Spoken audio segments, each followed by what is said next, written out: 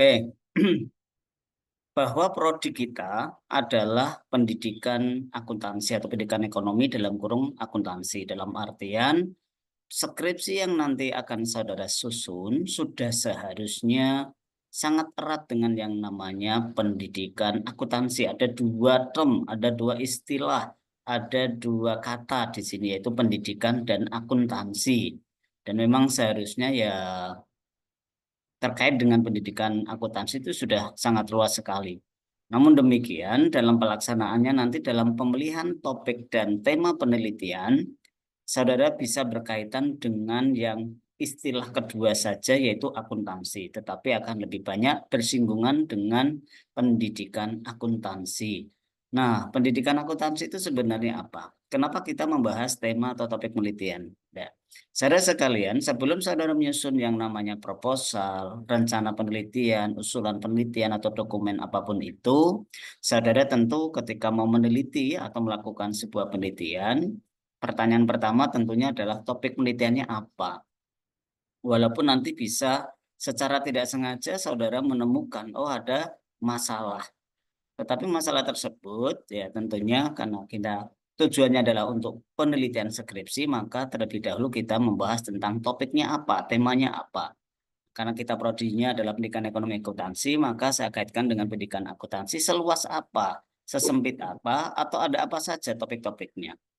Nah, kita mulai dari kata yang pertama, yaitu pendidikan ya.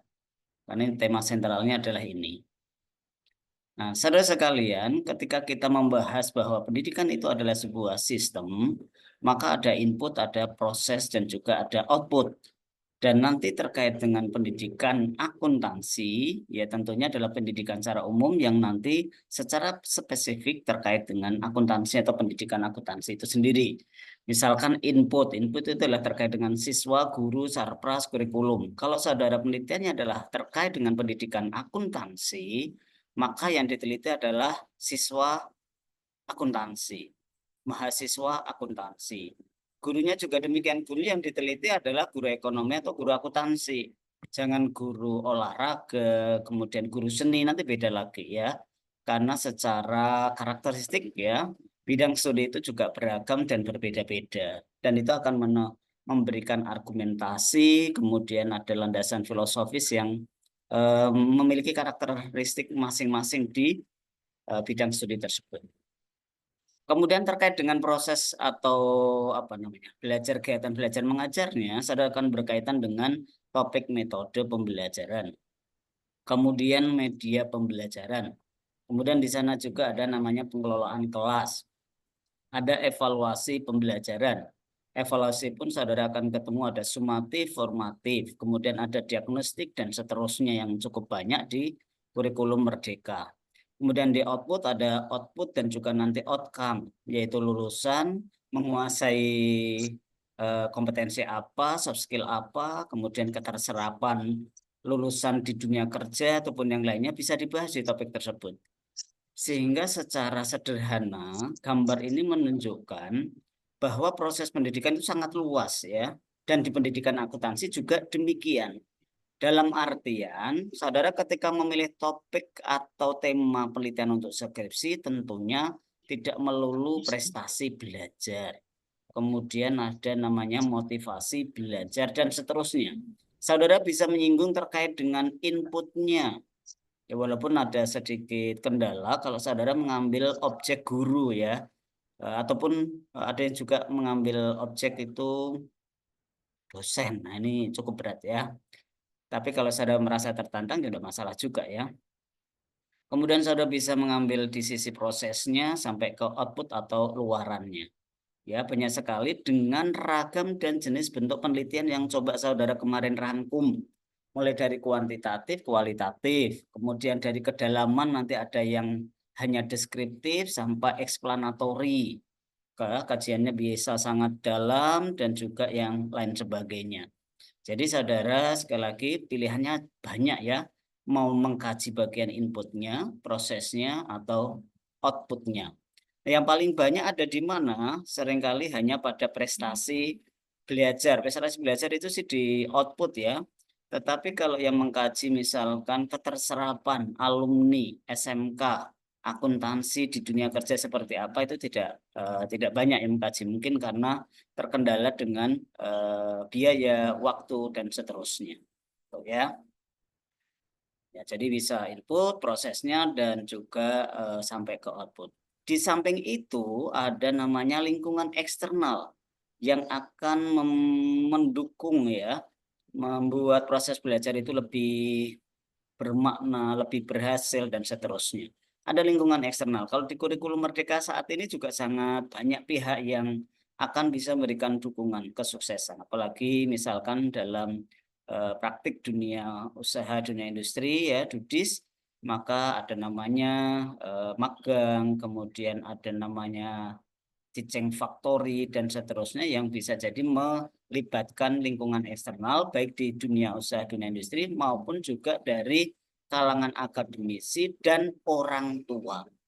Nah, saat ini atau generasi saat ini ataupun ke depan ini kayaknya peran orang tua ini cukup signifikan untuk memberikan dampak ya positif terhadap kemauan belajar, kemudian dukungan terhadap fasilitas belajar dan seterusnya.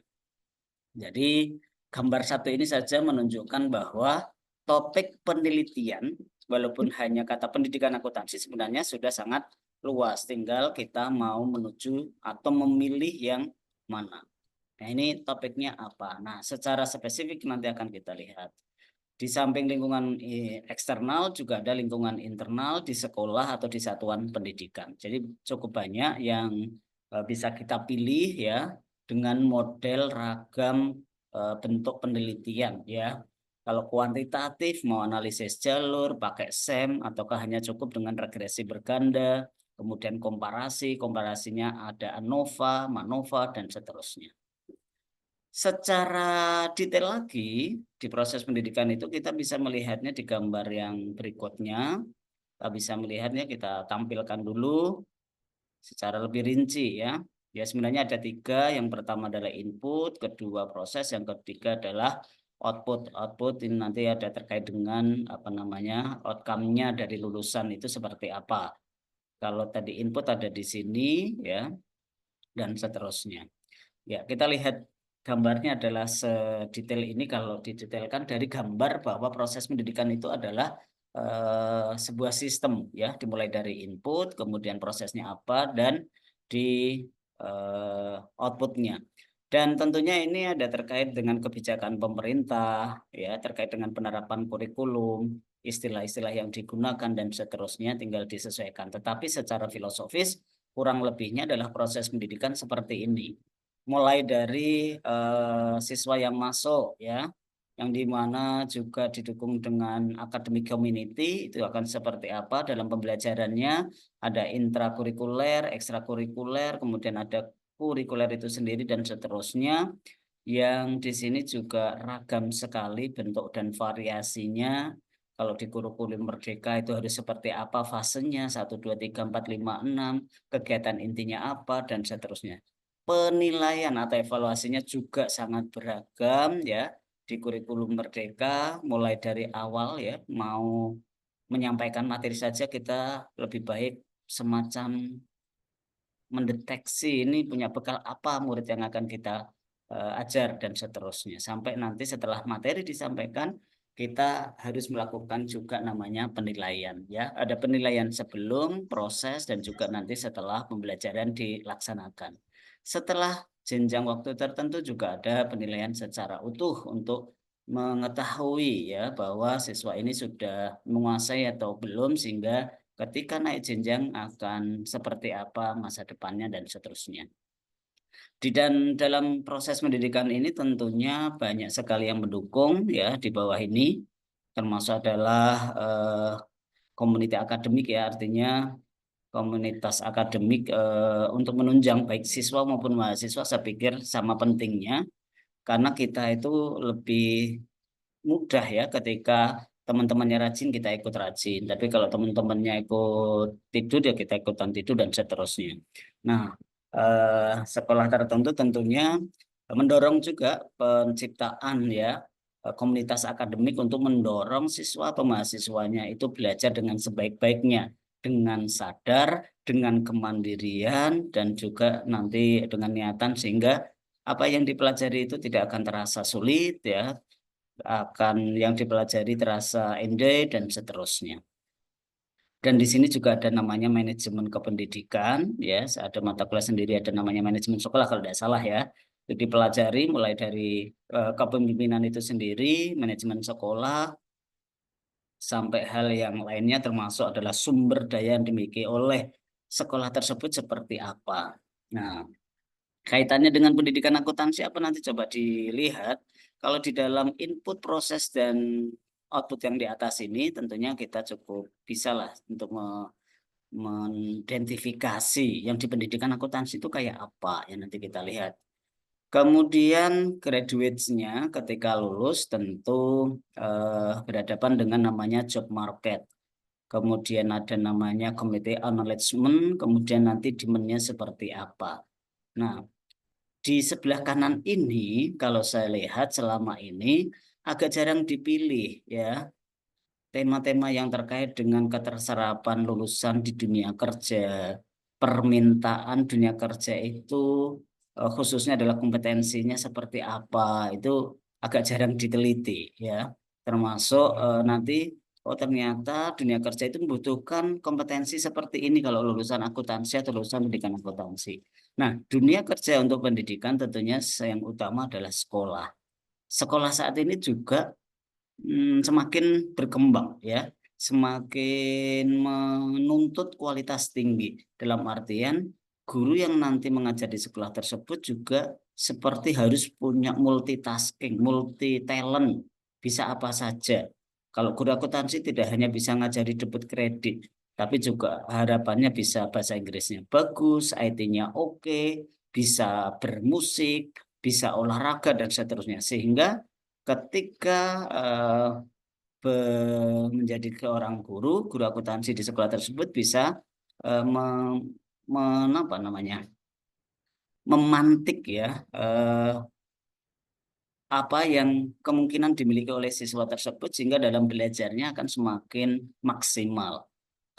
Bagaimana kalau gurunya saja hanya bisa mengerjakan bahwa ini debit, ini kredit, tidak mengerti atau memahami dunia lain. Nah, itu akan sangat membosankan dan akhirnya ya siswanya juga akan terkungkung dengan dunia akuntansi itu sendiri. Padahal permintaan pasar akan lebih dari itu. Bahwa nanti lulusan SMA atau SMK di akuntansi harusnya punya kompetensi atau soft skill tambahan, tidak hanya tadi akuntansinya cepat menginput dokumen diakses, kemudian di accurate, kemudian di zahir, tapi lebih dari itu ya, ada kemampuan komunikasi, kemampuan lobbying, kemampuan kerjasama, dan adaptabilitas yang tinggi itu soft skill yang seharusnya juga dimiliki oleh lulusan. Nah, bagaimana kenyataan ini tadi kan idealismenya dari seperti idealitasnya seperti itu. Kenyataannya seperti apa? Nah, ini menarik untuk diteliti. Nah, topik-topik yang sangat beragam ini sekali lagi semoga memberikan gambaran kepada kita bahwa topik terkait dengan dunia pendidikan dan akuntansi itu sendiri atau pendidikan akuntansi sangat luas. Belum lagi kalau kita menambah lagi dunia akuntansi itu. Kalau saudara masih ingat di semester 1 kita belajar bidang-bidang atau kajian di akuntansi itu kan banyak juga ya. Ada akuntansi keuangan, manajemen, perpajakan, auditing, kemudian ada sistem informasi dan seterusnya itu akan sangat banyak sekali. Jadi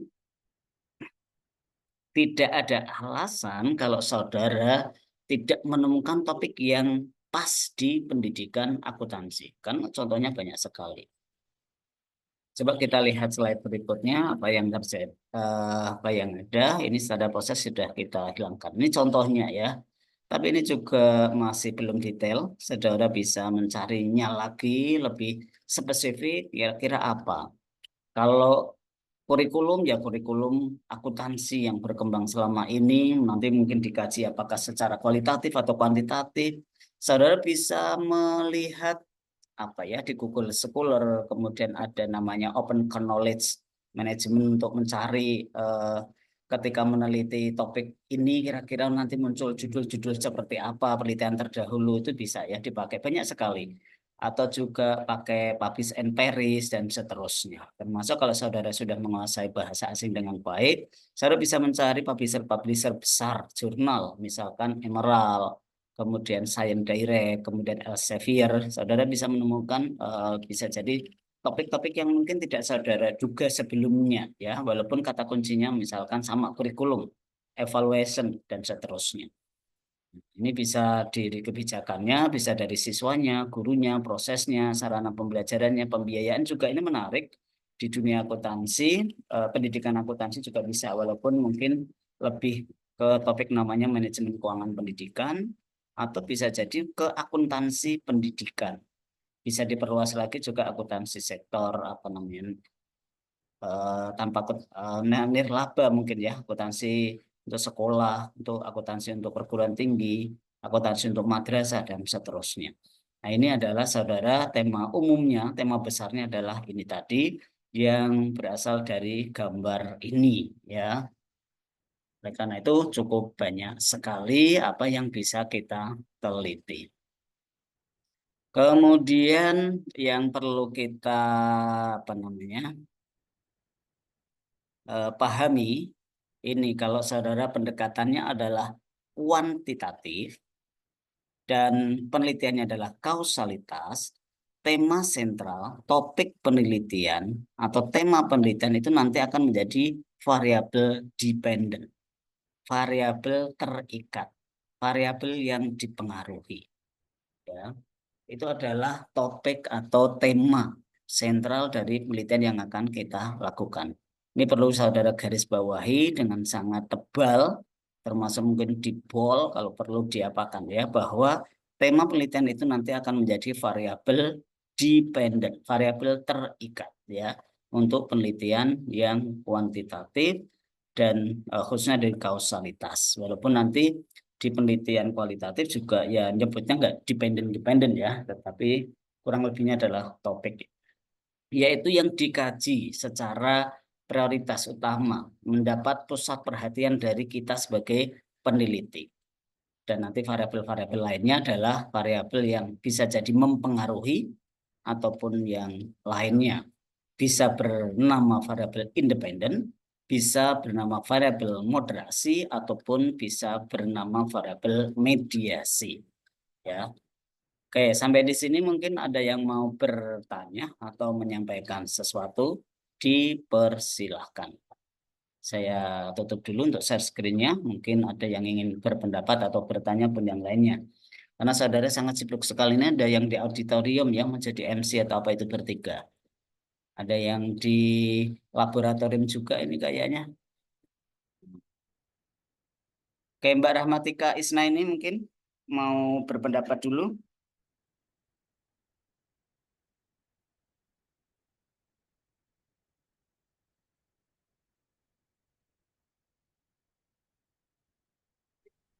Oke, tidak ada. Kalau tidak ada, saya lanjutkan lagi.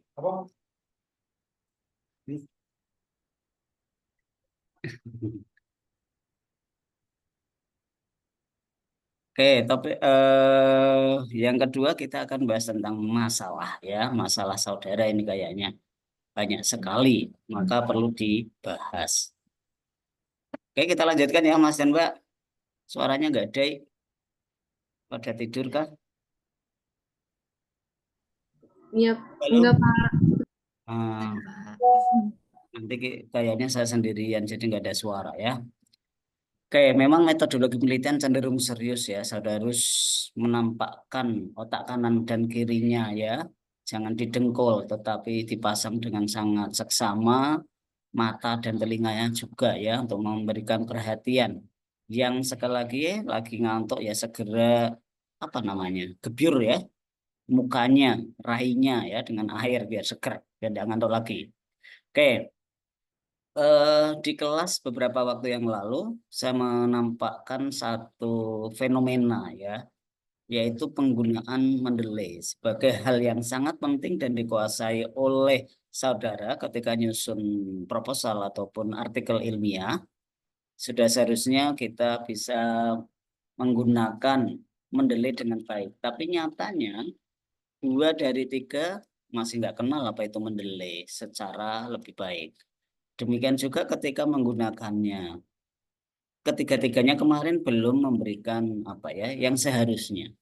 Nah, sebenarnya ada apa? Kok bisa demikian? Kurang lebihnya masalah penelitian nanti akan seperti itu. Ya, tapi sebelum ketemu ya tadi topik dan temanya harus ditemukan dulu apa. Kalau terkait dengan mendelik kemarin ya kurang lebih adalah penggunaan reference manager untuk penyusunan artikel ilmiah atau penelitian. Apakah itu ada hubungannya dengan akuntansi atau pendidikan akuntansi?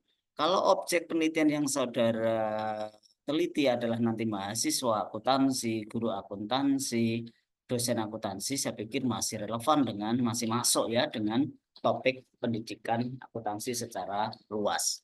Nah, kurang lebihnya nanti akan kita ke sana ya. Urutannya adalah 1, menentukan tema atau topik judul penelitian, kemudian menyusun latar belakang, kemudian sampai nanti merumuskan manfaat penelitian.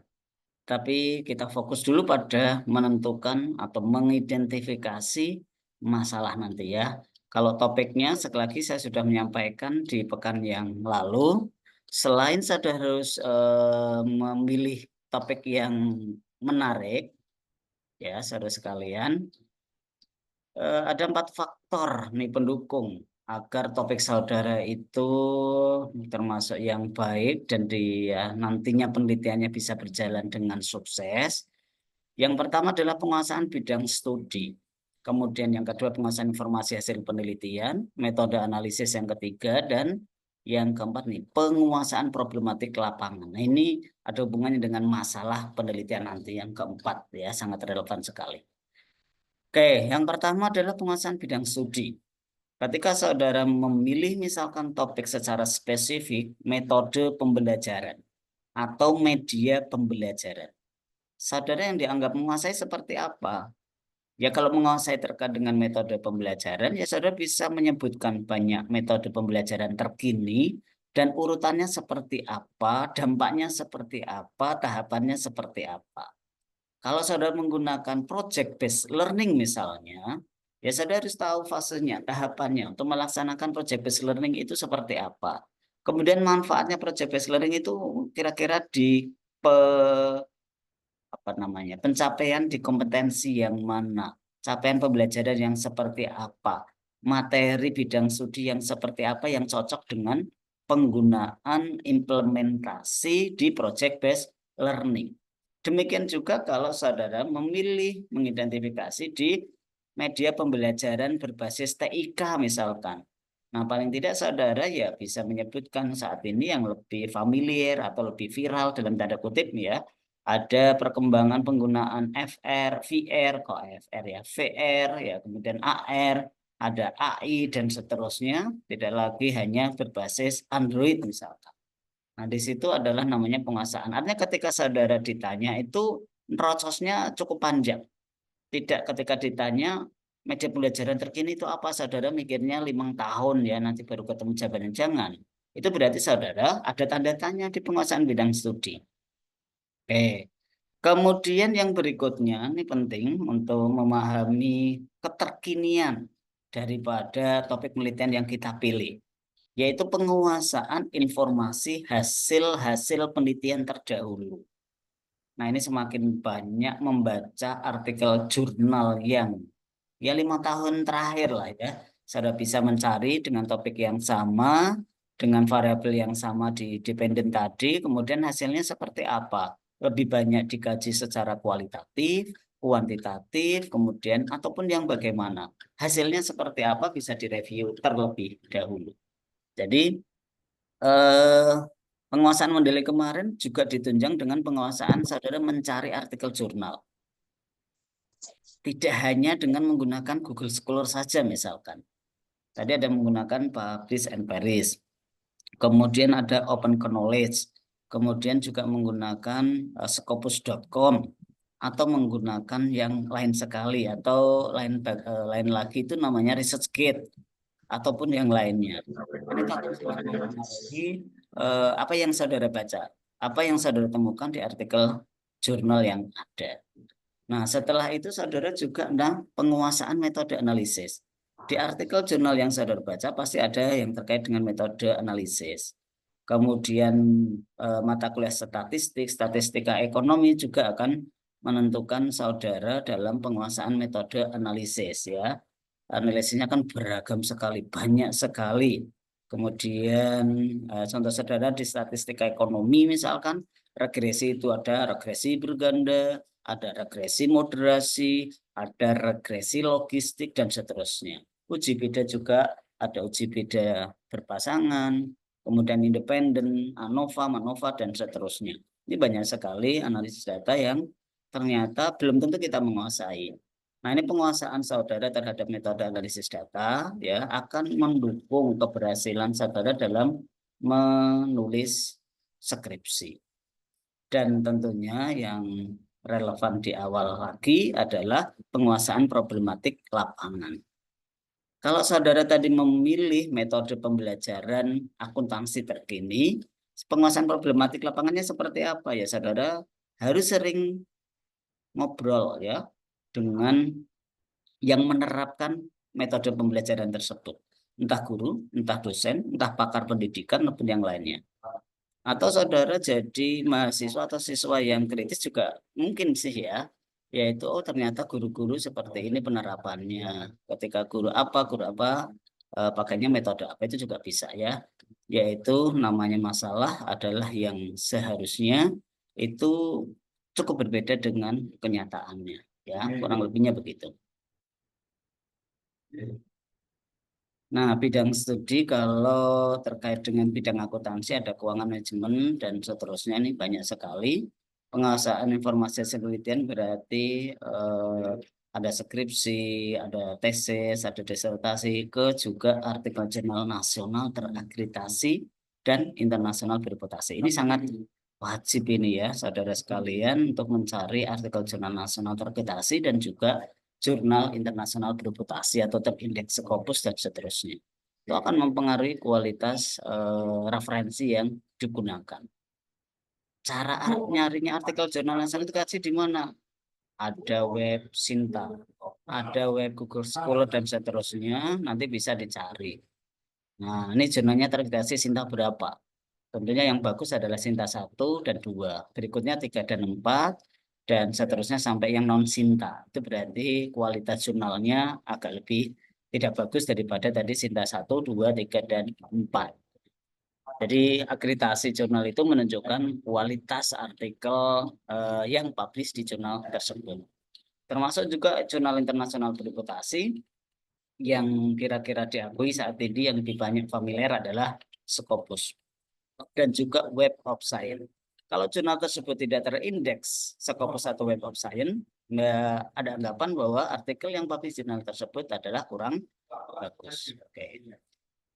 Saat ini memang lebih banyak artikel jurnal yang sering dicari, tapi saudara juga kalau ingin meningkatkan kualitas bisa menuju yang lebih tinggi referensinya. Kalau skripsi ya berarti nyari tesis atau nyari disertasi. Sangat mungkin terjadi karena banyak sekali yang open access ya. Tetapi memang banyak yang skripsi, tesis, disertasi itu sudah kalau yang versi publishnya adalah versi jurnal ya, baik nasional maupun internasional. Kalau yang versi full text untuk skripsi, tesis, dan disertasi ini lebih banyak ke perpustakaan secara hard copy. Untuk menemukan soft file-nya di internet tidak terlalu mudah ya, walaupun ada juga ya yang skripsi bisa full text, tesis, dan seterusnya. Kalau skripsi-skripsi di UNES kayaknya masih bisa ya dengan cara tertentu. Tapi kalau sudah kampus lain kayaknya agak berat ya. Tuh, kalau saudara sering baca-baca ini akan menemukan juga topik-topik terkini dan menarik, saya pikir begitu. Jangan terkungkung dengan kalau sudah menemukan satu topik, nggak mau baca yang lainnya. Ini adalah pengerjaan metode analisis data yang tadi saya singgung masih kuantitatif, sementara kualitatif ini juga menarik. Ya, walaupun lebih banyak ke penelitian yang sifatnya deskriptif, saudara bisa mengkaji yang lain lagi. Studi fenomenologi, kemudian etnografi, studi kasus, Yang ini kalau saudara ingin mengkaji lebih dalam satu topik penelitian, kemudian objeknya tidak terlalu luas, tetapi kajiannya sangat mendalam dan naratif banget, maka saudara akan lebih cenderung memilih penelitian kualitatif ya. Tetapi tergantung tadi maksud tujuan penelitian tersebut itu lebih ke mana. Itu juga mempengaruhi ya pemilihan kuantitatif atau kualitatif di samping kemampuan kita. Kemudian penguasaan problematik lapangan berikutnya. Ketika ini contohnya kan non-dik ya. Kalau yang pendidikan tentunya adalah prestasi siswanya bagaimana, apakah menurun secara dramatis ataukah tidak. Kemudian produktivitas guru, dosen, kemudian lain sebagainya ya. Ketika ada namanya menurun atau rendah ya dalam waktu tertentu, maka kita bisa menganggap itu ada masalah atau problem dan seterusnya. Yang seharusnya baik, yang seharusnya positif, tapi kenyataannya kok berbalikan. Nah, di situ ada hal yang namanya masalah. Atau juga saat ini banyak sekali perundungan yang menyebabkan kasus ya, walaupun mungkin jumlahnya apakah meningkat atau tidak ya tergantung data yang ada ya. Misalkan mahasiswa entah itu S1, S2, S3 ataupun yang lainnya ternyata banyak yang berusaha untuk bundir misalkan dengan berbagai masalah. Nah, kayak begitu apakah menarik untuk diteliti ya kalau kaitannya dengan pendidikan akuntansi ya tentu objeknya adalah mahasiswa akuntansi atau mahasiswa pendidikan akuntansi.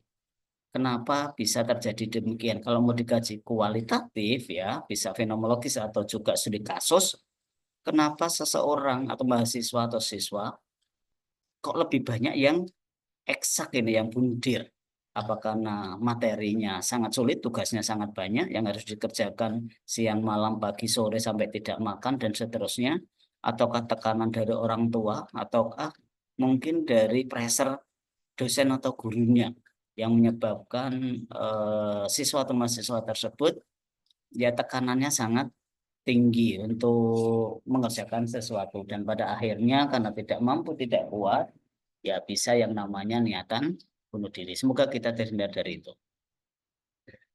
Nah, kemarin juga kita sudah menyinggungnya di kelas ya. Kalau menentukan tema, topik atau judul penelitian adalah yang menarik dan disukai, dipahami teori dan problematiknya, dan yang ketiga manageable. Manageable itu artinya apa? Dari segi waktu dan biaya.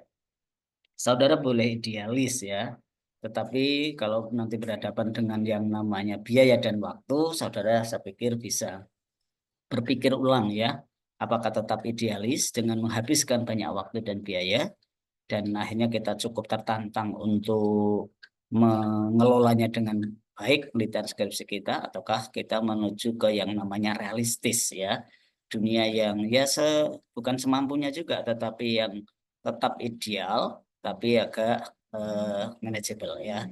Kalau menarik dan disukai, menarik itu belum tentu disukai juga ya. Banyak sekali topik yang menarik. Dan ini yang pertama ini sangat menentukan ya. Kalau kita melakukan apa yang kita sukai, saya pikir melakukannya akan dengan penuh semangat, penuh gairah. Ya, tidak leti-leti, tapi dengan penuh semangat dan seterusnya. Nah, teori dan problematiknya tadi kita sudah menyinggungnya. Ketika memilih metode pembelajaran, maka di sana sudah harus menguasai teori banyak. Apakah itu konstruktivisme, ataukah behaviorisme, ataukah yang lain lagi. Sebagai landasan teori besar bahwa guru, dosen ketika menerapkan metode pembelajaran itu harus seperti apa. Ketika materinya sifatnya teoritis, konseptual, harus menggunakan metode yang mana. Ketika berhadapan dengan siswa atau mahasiswa yang sangat beragam latar belakangnya, baik latar belakang IQ-nya, latar belakang sosial ekonominya, apakah bisa menerapkan metode pembelajaran berdiferensiasi atau apa itu ya, sehingga dalam pelaksanaan pembelajaran akan tetap nyaman dan aman di siswanya, gurunya juga demikian.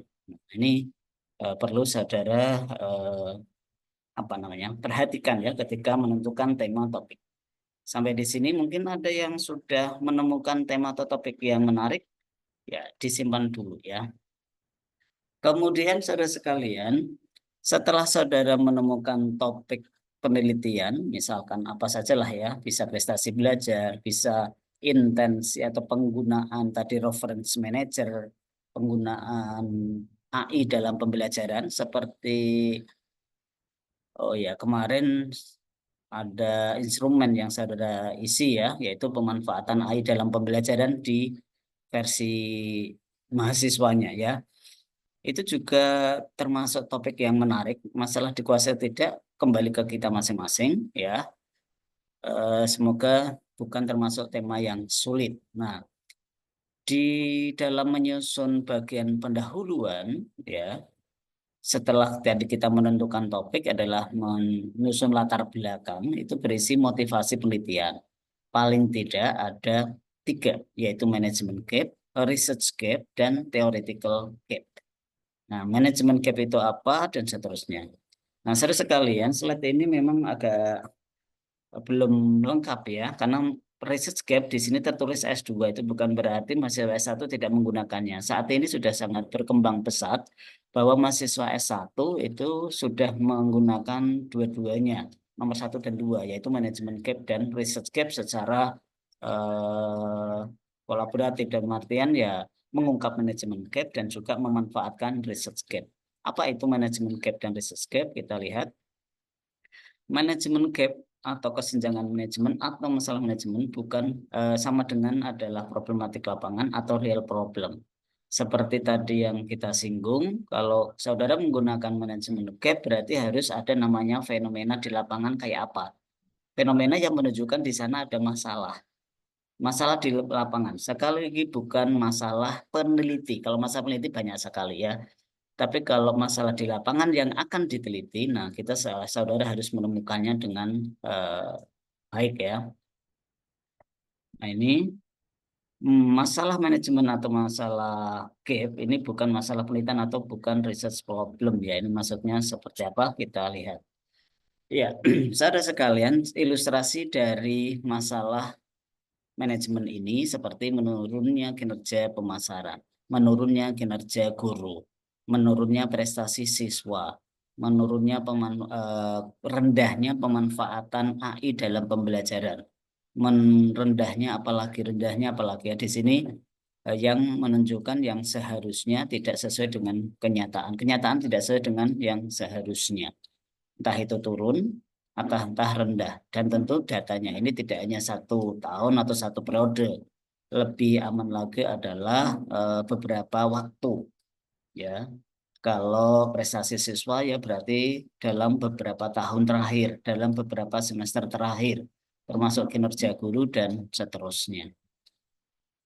Kemudian kalau yang dianggap masalah penelitian, nah ini masalah penelitian itu nanti wujudnya menjadi semacam pertanyaan penelitian. Ya, adakah, bagaimana, dan seterusnya. Ini adalah masalah penelitian, bukan masalah gap atau tadi manajemen gap. Ya, jadi saudara bandingkan antara manajemen gap dan lain sebagainya. Oke. Kemudian kita lihat slide berikutnya yaitu dari manajemen problems menuju research problem. Manajemen problem tadi kan sama dengan manajemen gap ya. Kemudian dari manajemen problem itu ada alternatif solusi sehingga nanti diteliti oleh kita dan muncullah namanya research problem. Contoh sederhananya adalah seperti ini. Misalkan manajemen problemnya adalah kinerja pemasaran yang menurun, prestasi siswa yang menurun. Alternatif solusinya adalah perbaikan strategi. Kalau masalah manajemen problemnya adalah rendahnya prestasi siswa, maka di sini mungkin alternatif solusinya adalah penerapan metode pembelajaran, pemanfaat AI dalam pembelajaran dan seterusnya. Sehingga nanti riset problemnya adalah pertanyaan ya, kalau di strategi marketing ya, yang paling sangat familiar adalah marketing mix misalkan, maka di sini adalah adakah pengaruh strategi produk, harga dan seterusnya terhadap penjualan. Kalau ilustrasinya di dunia tadi pendidikan akuntansi, rendahnya prestasi atau motivasi atau minat belajar siswa. Alternatif solusinya adalah penerapan metode pembelajaran terkini. Entah itu yang kolaboratif, project based learning, kemudian problem based learning, dan seterusnya.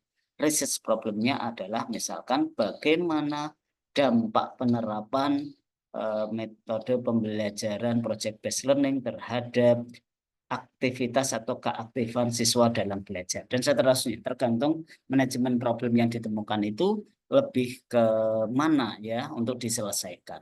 Nah, ini dari manajemen problem menuju ke research problem. Jadi ini simulasi dari manajemen gap ya.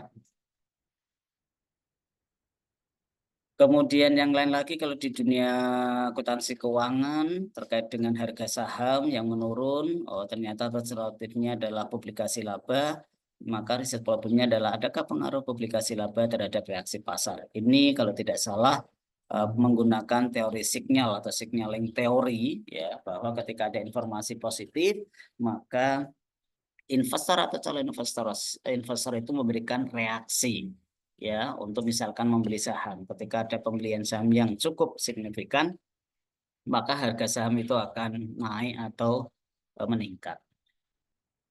Ya, ini dari manajemen problem menuju ke research problem.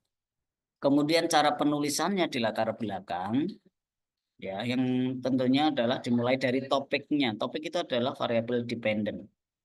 Saudara kemukakan harapan atau idealisnya seperti apa, kemudian kenyataannya gimana, fenomenanya gimana.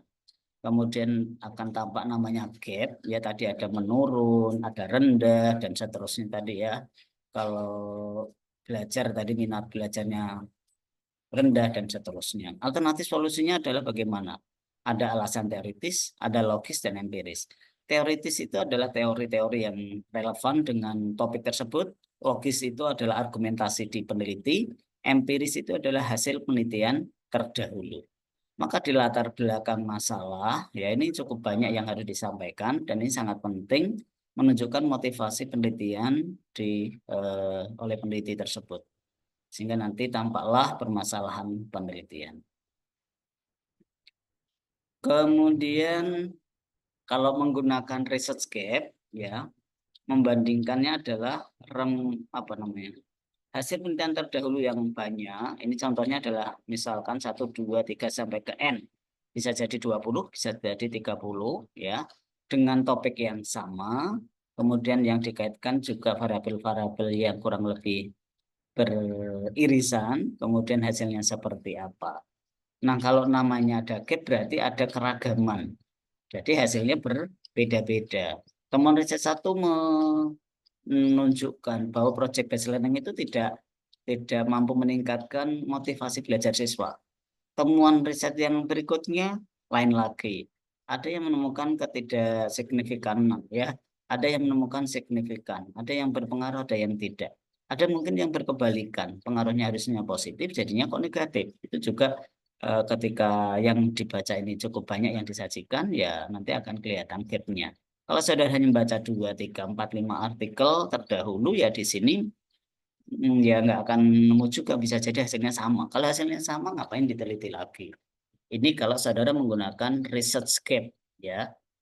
Jadi saudara mencari penelitian banyak sekali, kemudian direview dan seterusnya. Kemudian yang berikutnya adalah setelah nemu gap, ya, saudara silakan ya temukan, sajikan teori model yang ditawarkan sebagai alternatif solusi sehingga permasalahan mereka nanti berikutnya akan diungkapkan. Jadi kurang lebihnya adalah itu kalau saudara menggunakan research gap ya. Berbeda dari dengan fenomena gap atau manajemen gap yang dimana saudara mengungkapkan masalah atau fenomena di lapangan kejadiannya kayak apa, realitasnya kayak apa. Tapi kalau saudara menggunakan research gap, maka saudara ya mereview dulu, menemukan hasil penelitian terdahulu, kemudian nanti dibanding-bandingkan, namanya gap berarti hasilnya beragam. Setelah itu diungkap, ini kenapa bisa berbeda hasil penelitian terdahulu. Ada yang berpengaruh, tidak berpengaruh, kemudian jadilah apa namanya yang ditawarkan oleh saudara sebagai peneliti, yang nanti bisa jadi adalah menjadi orisinalitas riset ya dari saudara. Oke. Jadi ada dua itu tadi ya, management gap dan research gap. Oke, coba saudara kita berhenti sejenak. Saudara mungkin bisa mencari atau searching-searching dulu di Google atau mencari dari manapun boleh ya. 5 menit kita break untuk saudara lakukan mencari topik yang menarik. Kemudian kalau bisa sampai menemukan masalah dalam fenomena atau mungkin research gap. Ya, demikian kita rehat sejenak 5 menit untuk saudara coba explore ya topik yang menarik, kemudian masalahnya ada atau tidak. Itu ya Mas ya. Dan Mbak 5 menit dulu, nanti kita lanjut.